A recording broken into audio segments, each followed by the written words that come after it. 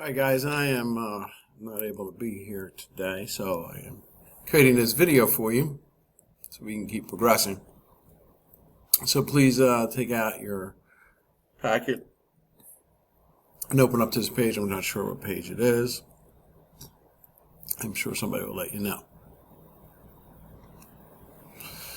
So we're going to take notes on a shorthand method of communicating in math, and we're going to it's function notation, right? So function notation is that funny looking thing. So this is function notation.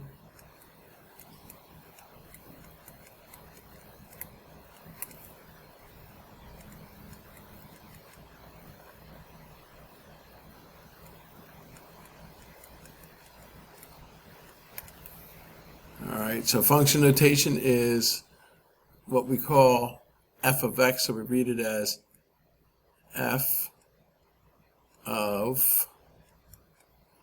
x. And that's what we mean, or when I say that, this is what I mean. So f is the name of the function. You know, eventually you'll start getting names of functions here. Okay, the x is the input,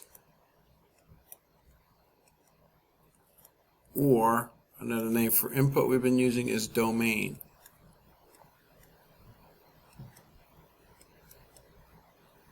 So it's the input or the domain. The f of x is the output,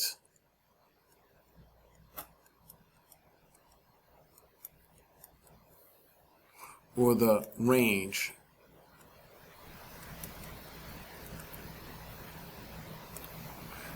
So when we're doing this, you really have to think of f of x as y. So change that f of x, if you have to y to help you figure out what's going on. But it's just a short way, instead of saying find y when x is, we just kind of use this symbol to take the place of that. Find y when x is. Okay, so let's look at what we have here. What is f of 3? So where x is, there's a 3. So what this means is that the x, or what it means is, yeah, the x,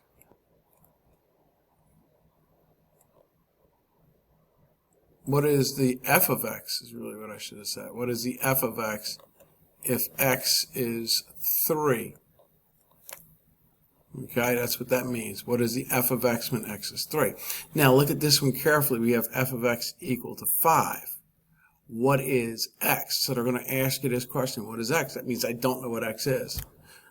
It means what is the, instead of f of x, right, or excuse me, what is the x if the f of x, I'm actually going to change it to y, if the y is 5, right, or f of x. I'll just write that in there too, because we really should talk about f of x. So let's look at some ordered pairs to get an understanding of what we're asking here. So what is h of 1? So that means x is equal to 1. So let's look up here. We have 3. So when x is 1, this is equal to 3. So h of 1 is equal to 3.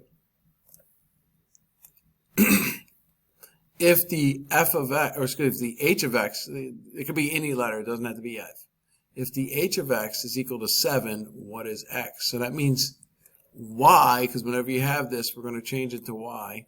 So the y is equal to 7. So if the y is equal to 7, that means x is equal to negative 5. So x equals negative 5. So find x if h of x is equal to 2. So instead of h of x, we're saying, well, y is equal to 2. When y is equal to 2, our x is equal to 6. So x is equal to 6. So we're really presenting the same thing in the table down here. Exact same thing. Our function is d, which is whatever it is, gives us this number. and P, which is the input, are the name values across the top. So what is D of John? So I need to go to John because John's my input. My output's going to be equal to 5. Okay. What is P? What is my input if my output, D of P, is equal to 92? Output, D of P, 92. You go up and you can see it's Tommy. So P is equal to Tommy.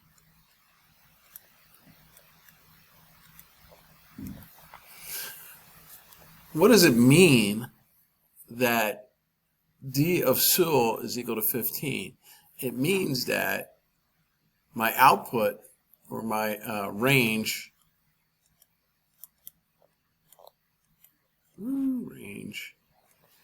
is equal to 15.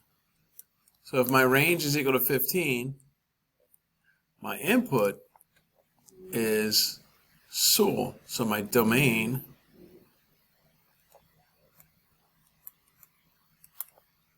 equals Sewell.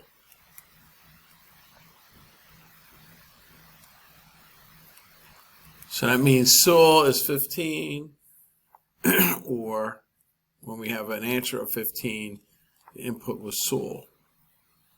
All right, let's go to the next page. A few more examples. We can also use a mapping diagram, talk about the same thing. Instead of having Y, we have D of P up here. Remember, that's Y. P is our input.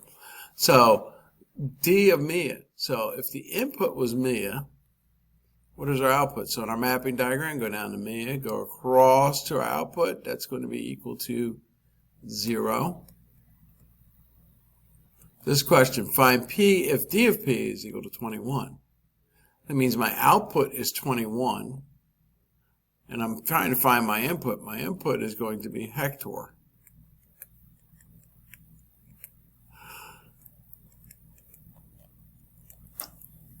All right. Now, same thing can happen on a graph. So find my input of -1. What is my output going to be if I'm at -1 for my input? So my x is -1, so I go here, and now I figure out if there are any points along here, and the point is at 1, 2, 3, 4. So my output is equal to 4. If my output is 0, meaning my f of x is equal to 0, so that means y is equal to 0. So y is equal to 0. I don't go up or down. What is my output? What is my x value? I got to go over 1, 2, 3 to the left. So my x is equal to -3. Find my input if my output, meaning my y, is equal to -1. So if y is -1, my output, I actually have two outputs. I have an output of, I have two inputs that it could be. I have one output of -1.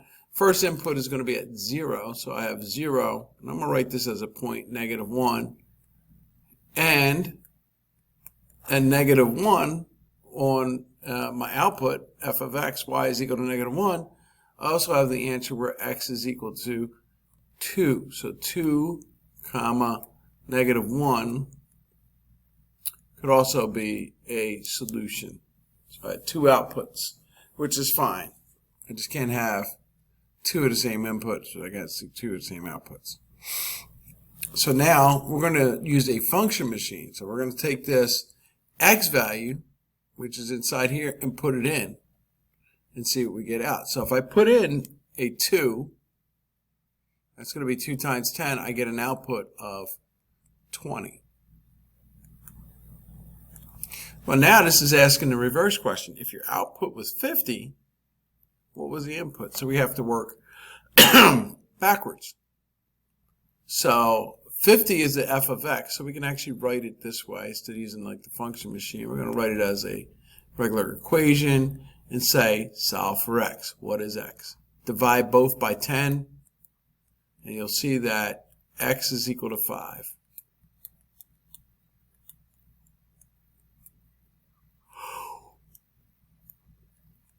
Okay. Ooh, now this one's 4.25. Not a big deal. So we're doing the same thing, 42.5 is equal to 10x. Find x, divide both by 10. So x is equal to 4.25.